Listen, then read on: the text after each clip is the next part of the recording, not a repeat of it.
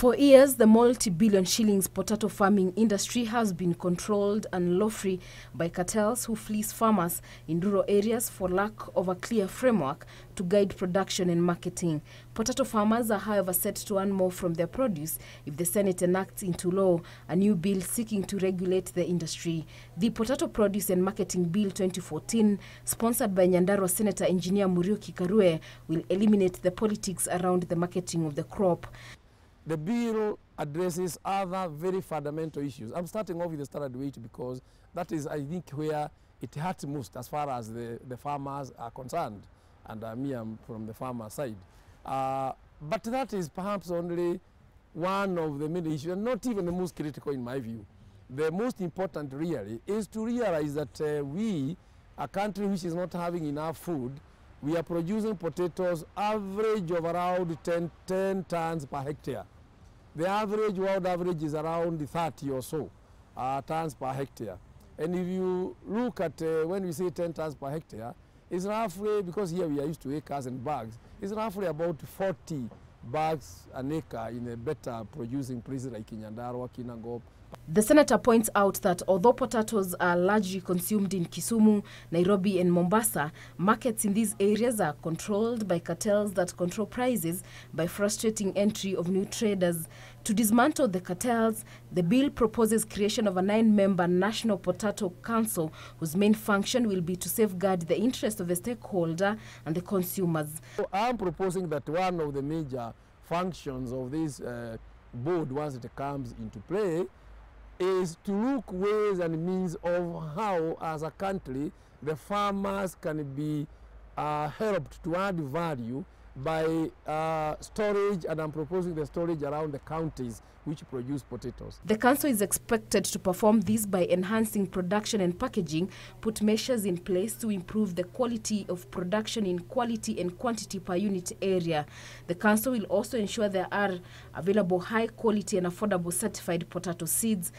What is it we are doing wrong so that we are producing so little? And even when you compare even other countries like Morocco, which is almost a desert, is at 25 bags, at 25 tons, which means when we are talking 40 bags, then they are at 100. So obviously there is something wrong that Kenya is doing. And in my research to develop the bill, I discovered that one of the major problems we have in Kenya as far as potato farming is concerned is that we do not use certified seed.